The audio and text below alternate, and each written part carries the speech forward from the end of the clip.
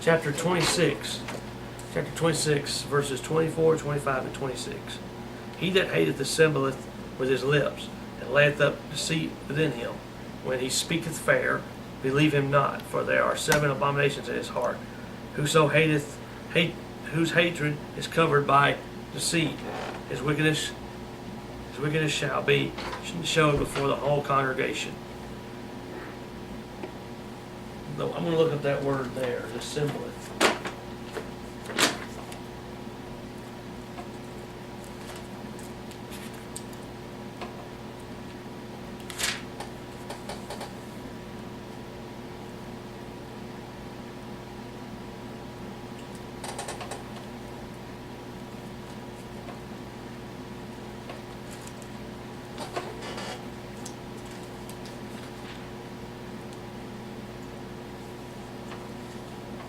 The word is naukar, which basically means to scrutinize.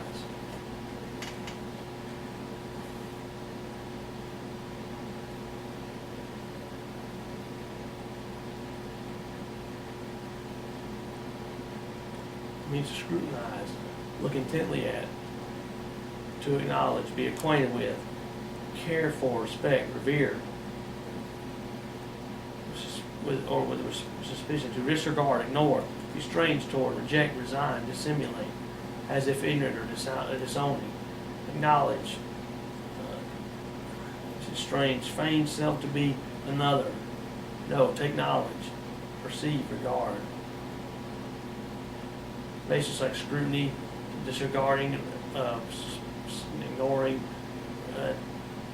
ignorant, and things like that. Basically, he that hateth scrutinizes with his lips, and layeth up deceit within himself. Layeth up lies, lays up lies, lie. That's basically, deceit is lying, cheating, lays up all that within himself. He that, when he speaketh fair, or when he speaketh good things, speaketh nice things, says believe him not, because he's lying to start with. He's already a devil. He's already shown he's a hating devil. So it says don't believe him when he starts, because he's basically, he's not doing it. He's not doing it everywhere. He's only doing it around you. When he gets away from you, he's stabbing in the back. So when he speaketh fair, believe him not, for there are 7 abominations in his heart. He's full of abomination in his heart. His heart is nothing but abominable. He's not a saved man. This guy's a devil, and he's just here to destroy everything. So you don't believe his lies. Don't believe his little fair speeches. He's already a man that's trying to scrutinize and destroy everything. He's destroy everything that's there. The whole thing is he's laying up just abominations and deceit and lies within him and through the congregation. Whose hatred is covered by deceit. His hatred is covered by the deceit. It's covered by the lies. Covered by the lies, by the hypocrisy. His wickedness shall be showed before the whole God. Eventually, and then it says here, eventually he will be exposed.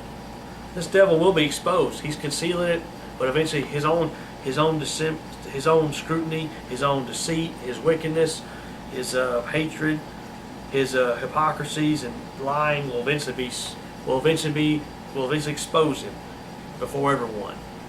Basically, this is saying somebody's like this. The devil will eventually be exposed through the congregation. That's in the church or anywhere else. The devils will eventually expose themselves because they can't help it, because they can't help showing what they are. Eventually, their own wickedness will expose them.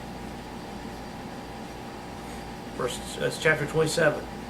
Open rebuke is better than secret love. That's talking basically about reproof.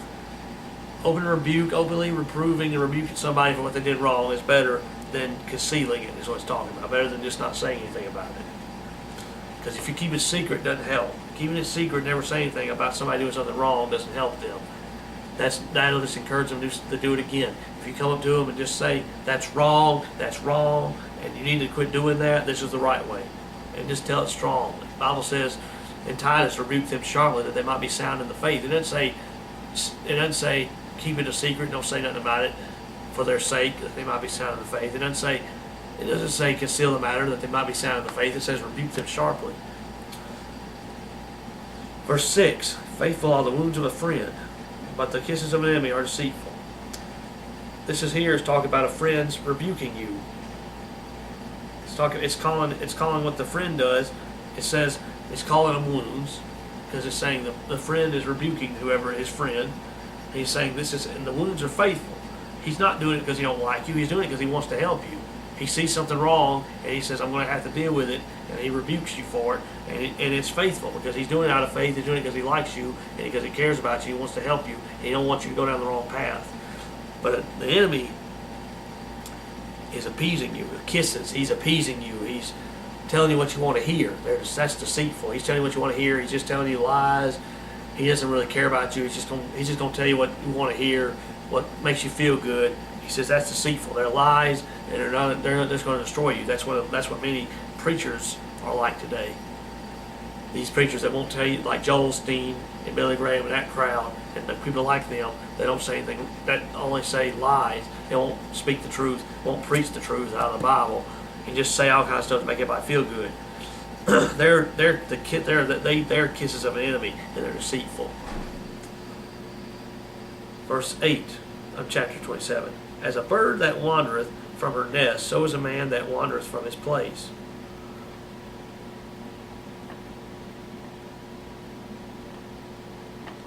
This is just basically talking about a bird. This is comparing a man leaving his place to a bird. A man needs to stay where he's supposed to be and never go anywhere, because if he does, it's like if he ends up going the wrong way, leaving where he's supposed to be, he could get lost, get into trouble. May never find his way back. He may never find his way back. He may get into a mess somewhere and get into a thing that he can't get out of, and it can cost him. Chapter 27, verse 18. Whoso keepeth the fig tree shall eat the fruit thereof. So he that waiteth on his master shall be honored. This is talking about somebody that's doing. This is talking about service to their master. Like this, in this case, it's comparing it to keeping a fig tree. Like he'll eat the fruit thereof, and then he wait. He's basically comparing like whoso keep the fig tree shall eat the fruit thereof. So it's basically saying so he that waits on his master shall be honored.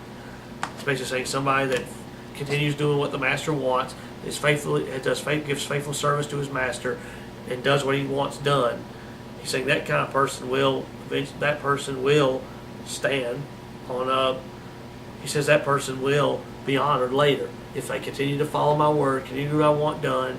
They will be honored. Somebody that waits on me, does what I want done, kind of like they're my servants. You can compare this to service to God. He tells you to do something and you faithfully do it, and you're waiting on His appearing, waiting on His orders. You continue to do what He says to do. You don't falter on it. You don't quit. You don't give up on God. You continue to do what's right, and you continue standing, and you're faithful. It says you wait on your master. You're patiently waiting for Him to do what needs to be done, and when He comes, you will be honored. God talks about that in the New Testament when He talks about His second coming. He talks about watching. I want all you my servants to watch. He tells them, I want you to watch. Be ready. Look for me, because I will come in a time when you think I'm not coming. I'll come on a time when you think not. And He says, blessed is that servant that watcheth.